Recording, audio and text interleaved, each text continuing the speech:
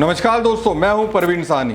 एक ही गलती जिसकी वजह से भद पिटे अगर फिर से दूसरी बार दोहराई जाए तो फिर उसे क्या कहेंगे, किस कैटेगरी में रखेंगे। महाराष्ट्र में देवेंद्र फडणवीस की सरकार में ऐसी गलती बार बार होती रही है।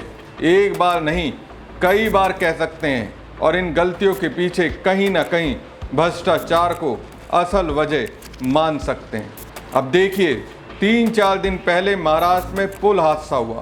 पुणे में मावल तहसील में कुंडमाला गांव के पास 15 जून को इंद्रायणी नदी पर बना पुल ढह गया। पुल ढहने से कुछ की मौतें हुई और कई लोग बह गए, जिसमें रेस्क्यू किया गया। बताया गया ये पुल काफ़ी पुराना है। अगर पुल पुराना था तो उसके रख रखाव की जिम्मेदारी किसकी थी? अब सरकार ने जिम्मेदारी तो नहीं निभाई तो लोगों को परेशानी हुई। अब सोचिए मसला कितना संवेदनशील था कि प्रधानमंत्री नरेंद्र मोदी जब साइप्रस में थे तो उन्होंने सीएम फडणवीस को फ़ोन लगाया। अब देवेंद्र की सरकार में एक और चूक हुई और एक और लापरवाही बरती गई। इसे लापरवाही से ज़्यादा भ्रष्टाचार की कैटेगरी में रख सकते हैं। दरअसल सिंधु दुर्ग के मालवण में मौजूद राजकोट किले पर छत्रपति शिवाजी महाराज की नई भव्य प्रतिमा पर एक बार फिर से संकट मंडरा रहा है। कुछ दिन पहले जिस प्रतिमा का भव्य लोकार्पण किया गया था उसके चबूतरे के किनारे की जमीन धंस गई। इस वजह से महाराज की प्रतिमा के बाईं ओर एक बड़ी दरार पड़ गई। नतीजन चबूतरे के निर्माण की गुणवत्ता पर सवाल उठाए हैं। राजकोट किले पर पहले स्थापित की गई महाराज की लगभग 40 फीट ऊंची प्रतिमा 26 अगस्त 2024 को गिर गई थी। प्रधानमंत्री नरेंद्र मोदी ने उस प्रतिमा का अनावरण किया था। सोचिए, प्रधानमंत्री ने जिसका उद्घाटन किया वही धराशायी हो गई। मुझे तो ऐसा लगता है भारत में ऐसा पहली बार हुआ हो। पीएम उद्घाटन के लिए आए, उद्घाटन भी हुआ, शिवाजी महाराज के बारे में अच्छी अच्छी मीठी मीठी बातें कही गई, तालियां बजवाई गई, लेकिन साहब जैसे ही दिल्ली पहुंचे कुछ दिनों के बाद मूर्ति ही टूट गई।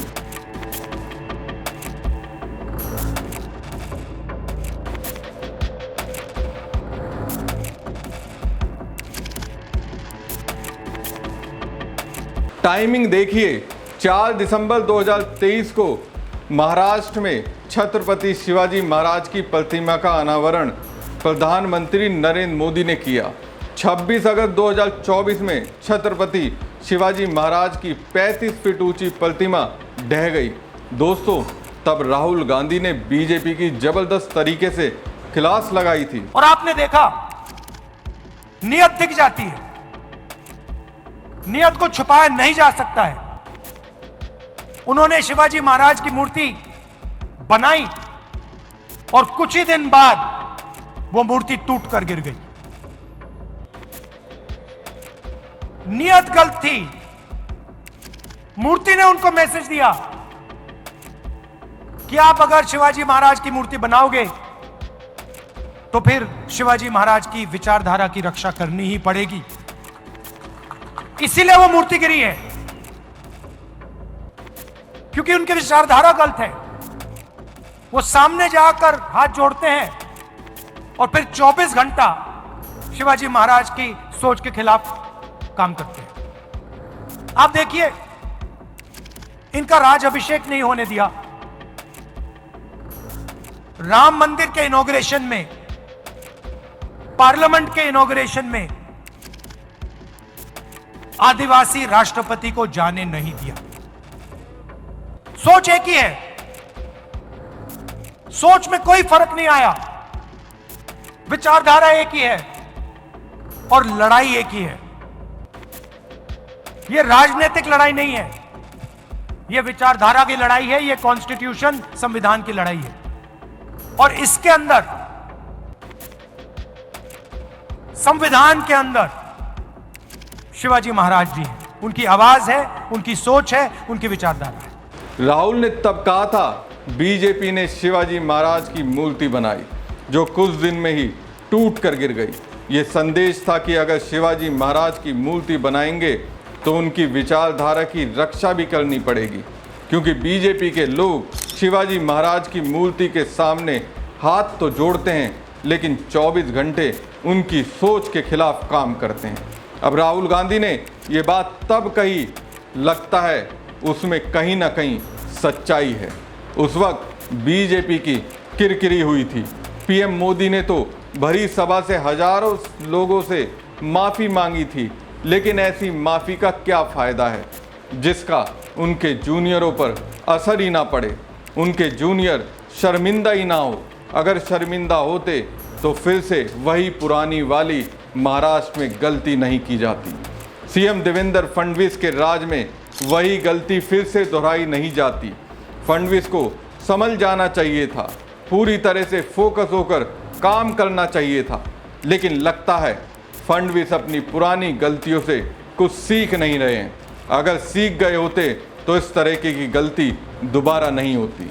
शिवाजी महाराज की उस मूर्ति के टूटने के बाद फडणवीस की अगुवाई में चल रही महायुति सरकार ने प्रतिमा की जगह पर फिर से हाथ में तलवार वाली महाराज की 83 फीट ऊंची नई प्रतिमा का निर्माण करवाया। इस प्रतिमा को 10 फीट ऊंचे चबूतरे पर स्थापित किया गया। मई 2025 में मुख्यमंत्री देवेंद्र फडणवीस ने प्रतिमा का अनावरण किया था, लेकिन 1 महीने के भीतर ही प्रतिमा के चबूतरे की जमीन धंस गई। इससे संबंधित वीडियो सोशल मीडिया पर वायरल होने के बाद प्रशासन ने आनन फानन में कार्रवाई शुरू कर दी। प्रशासन का दावा है कि प्रतिमा सुरक्षित है, प्रतिमा को कोई खतरा नहीं है।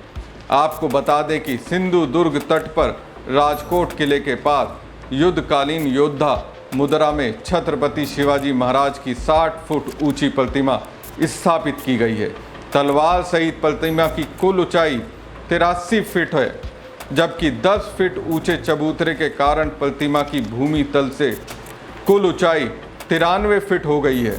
प्रतिमा के निर्माण में कांस्य धातु का उपयोग किया गया है, जिसमें 88% तांबा, 4% जस्ता और 8% टिन है। प्रतिमा के लिए औसतन 6 से 8 मिलीमीटर की मोटाई वाले कांस्य का उपयोग किया गया है। बहरहाल जिस तरह से शिवाजी महाराज की मूर्ति के चबूतरे की जमीन धसी है, उसे लेकर कांग्रेस ने निशाना साधा और एक्स पर एक पोस्ट लिखा। महाराष्ट्र की सरकार छत्रपति शिवाजी महाराज का बार बार अपमान कर रही है। महाराष्ट्र के सिंधु दुर्ग में छत्रपति शिवाजी महाराज की प्रतिमा का चबूतरा धंस गया है, जिससे मूर्ति के खंडित होने का खतरा मंडरा रहा है। छत्रपति शिवाजी महाराज की इस मूर्ति का अनावरण सिर्फ 1 महीने पहले ही किया गया था। दावा था कि आने वाले 100 साल तक मूर्ति अडिग रहेगी, लेकिन सिर्फ 1 महीने में ही इसका चबूतरा क्षतिग्रस्त हो गया। आपको याद होगा, ये वही जगह है जहां पिछले साल छत्रपति शिवाजी महाराज की मूर्ति खंडित हुई थी। अब एक बार फिर वैसे ही हालात बन रहे हैं। ये साफ तौर से भ्रष्टाचार है जो महाराष्ट्र की बीजेपी सरकार ने किया है। महाराष्ट्र की सरकार सिरे से पांव तक भ्रष्टाचार में डूबी हुई है और अब इसके जरिए छत्रपति शिवाजी महाराज का अपमान किया जा रहा है। महाराष्ट्र की जनता इस पाप के लिए इन्हें कभी माफ नहीं करेगी।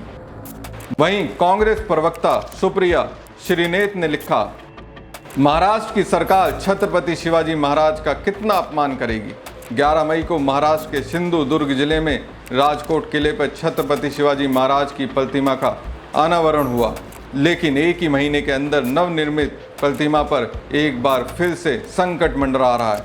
चबूतरे के किनारे की जमीन धंस गई है, जिसकी वजह से छत्रपति की प्रतिमा की बाई और एक बड़ी दरार पड़ गई है। आपको याद होगा, ये वही जगह है जहां पिछले साल छत्रपति शिवाजी महाराज की प्रतिमा बुरी तरह से खंडित हो गई थी।